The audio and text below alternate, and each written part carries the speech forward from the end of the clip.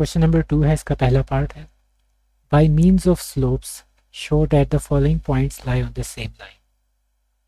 For example, अब आपके पास 3 points हैं, वो एक ही लाइन में से गुजर रहे हैं, यानी कि एक लाइन 3 पॉइंट्स में से गुजर रही है, स्ट्रेट लाइन। तो उसमें होता क्या है, इन दो, फॉर एग्जांपल ये आपके पास A B C points, A B और सी। तो जो आपकी स्लोप ए बी की होगी वो बराबर होगी जो स्लोप आपकी बी सी की होगी। तो इनकी स्लोप्स बराबर होंगी, तब जाके आप कह सकते हैं कि ए बी और बी सी सेम लाइन के पॉइंट्स हैं। तो आपने यही करना है, एक m1 निकालनी है जो कि आपकी स्लोप होगी ए बी की।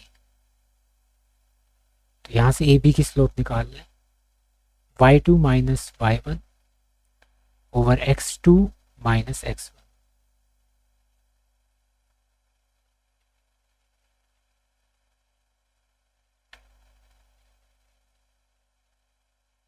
यहाँ से 4 आ। अब हम अगली निकाल लेंगे बी सी की, ये होगी आपके पास m2। स्लोप्स को हम m से रिप्रेजेंट करते हैं,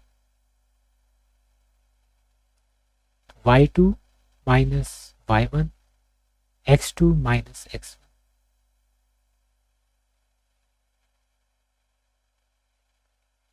तो यहाँ आप देख सकते हैं जो m1 की वैल्यू है वही m2 की वैल्यू है, यानी कि इन दोनों की स्लोप्स बराबर है।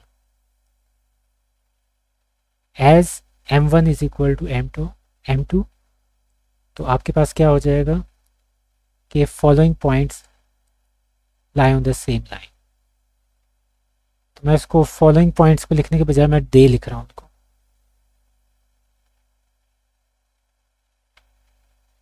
दे lie on the same line.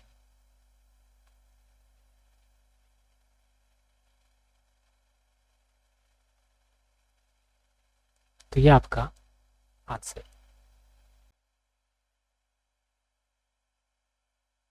इसमें भी सेम वही काम आपने करना है। सबसे पहले m1 निकाल लें जो कि पी क्यू के हो, पी क्यू की स्लोप होगी।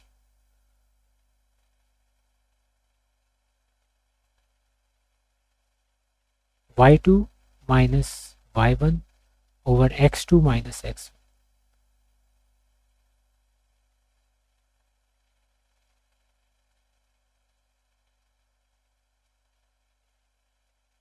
m2 आपके पास हो जाएगी क्यू आर की slope.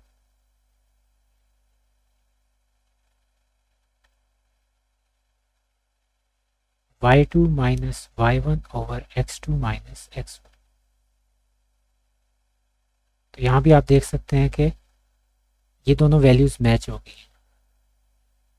So these points lie on same line.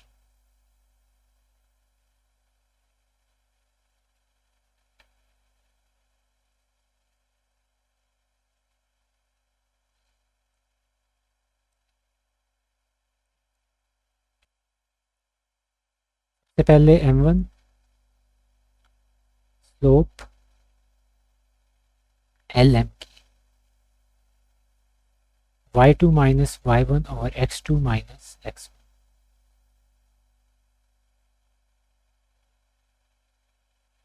m2 की slope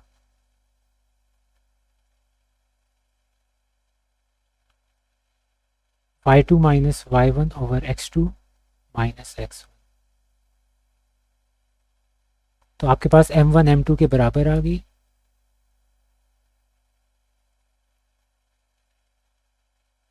So these points lie on the same line.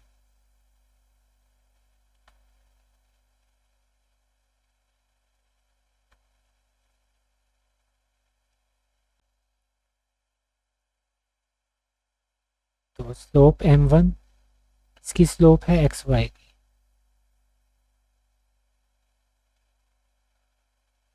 अब इसके अंदर थोड़ा सा गौर से देखना आपने, ये आपके पास y2 है, ये आपके पास y1, ये x1 और ये x2।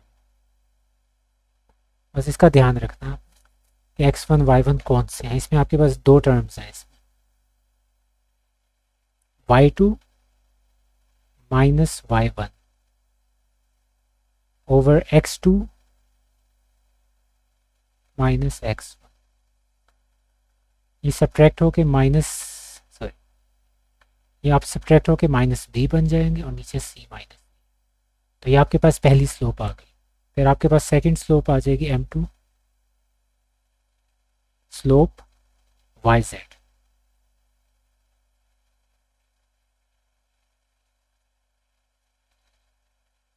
अब यहाँ आप उसके हिसाब से लेंगे yz के हिसाब से। ये आपके पास x1, ये आपके पास y1, ये आपके पास x2, ये आपके पास y2। तो y2 minus y1 x2 minus x1।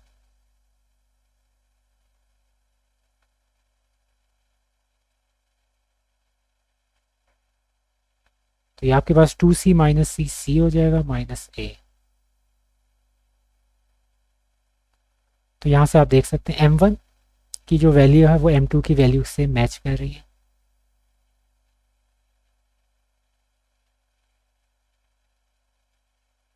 So they lie on same line.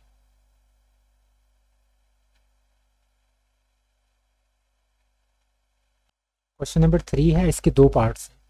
एक में आपने पैरेलल का निकालना और दूसरे में परपेंडिकुलर का। पहले इस क्वेश्चन को समझ लेते हैं। ए बी आपके पास दो पॉइंट्स हैं, उनको एक लाइन ज्वाइन कर रही है ऐसे। फिर इसी तरह सी डी भी दो पॉइंट्स हैं, उसको भी एक लाइन ज्वाइन कर रही है।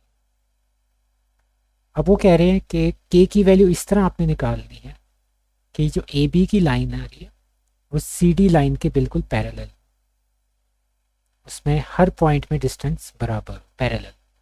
तो आपने इसमें इस तरह निकालनी है। तो इसका सिंपल सा solution,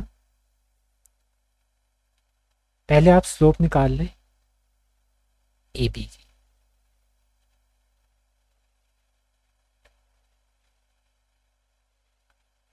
y2 minus y1 over x2 minus x1।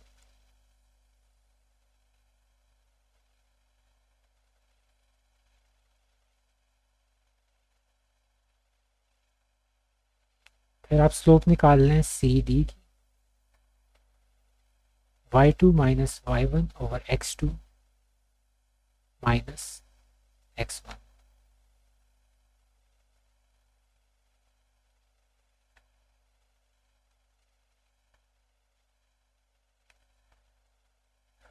A B की भी स्लोप निकाल ली हमने, सी डी की भी निकाल ली। अब पैरेलल के लिए क्या होता है, पैरेलल में याद रखें इन दोनों की स्लोप्स बिल्कुल बराबर, पैरेलल में बराबर होती हैं दोनों की slope. So when lines are parallel,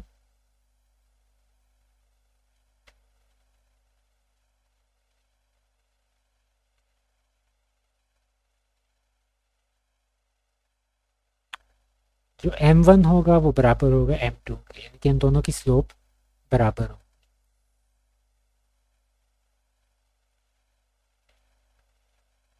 तो m1 की वैल्यू इधर मैंने लिख दी, m2 की वैल्यू यहाँ लिख दी। इसको क्रॉस मल्टीप्लाई कर दें, 9 मल्टीप्लाई हो जाएगा माइनस 9 2 के साथ, और ये इसके साथ। इसको हम इस तरह भी लिख सकते हैं, और यहाँ से k की वैल्यू निकाल लें माइनस। तो ये आपका पहला पार्ट हो गया। अब इसी तरह एक और पार्ट है इसी का, वो है आपके पास परपेंडिकुलर के लिए।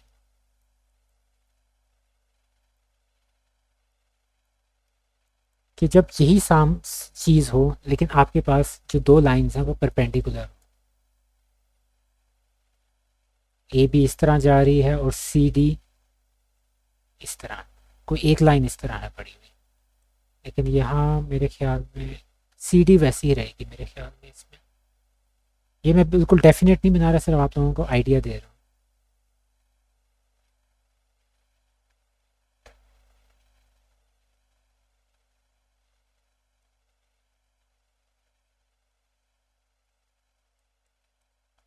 ए बी और सी डी अब ये परपेंडिकुलर है, इनके दरमियान एंगल 90 डिग्री का बन रहा है। अगर इसको थोड़ा सा एक्सटेंड करके यहाँ ले जाए तो 90 डिग्री है, एक दूसरे के बिल्कुल परपेंडिकुलर। तो ये जो प्रोसेस है इस वाले पार्ट के लिए आपने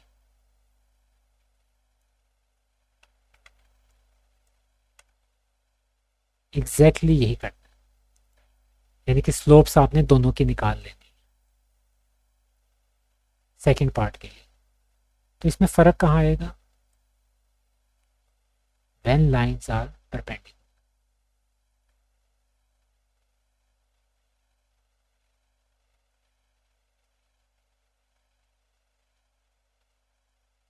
तो आपने एक चीज़ याद रखनी है, जब लाइंस परपेंडिकुलर होती हैं तो दोनों की स्लोप्स का प्रोडक्ट -1 के इक्वल होता है।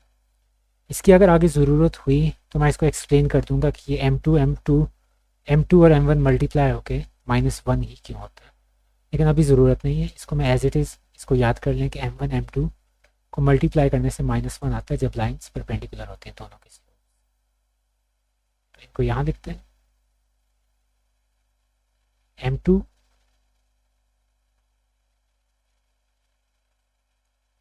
ये आपस में -9, ये मल्टीप्लाई 2 K -7,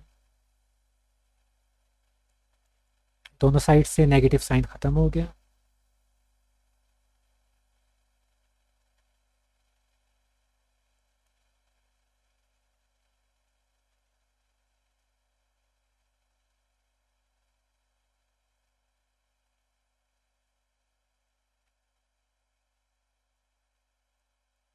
थोड़ा सा इस तरह भी हम लिख सकते हैं कि बस जगह चेंज की हैं, क्योंकि A is equal to B होता है तो B is equal to A भी होता है, तो वो वाला मैंने काम यहाँ किया। तो यहाँ से K की वैल्यू आ जाएगी 23। तो ये K की वैल्यू आई है जब आपके पास दोनों लाइंस परपेंडिकुलर है। ये आपके पास K की वैल्यू आई थी जब आपके पास दोनों लाइंस पैरेलल होती। तो पैरेलल लाइंस हो तो इक्वल कर देना है स्लोप्स को, और जब परपेंडिकुलर लाइंस हो तो उनके प्रोडक्ट को आपने -1 के इक्वल लिख देना। तो वहाँ से K की वैल्यू आ जाएगी।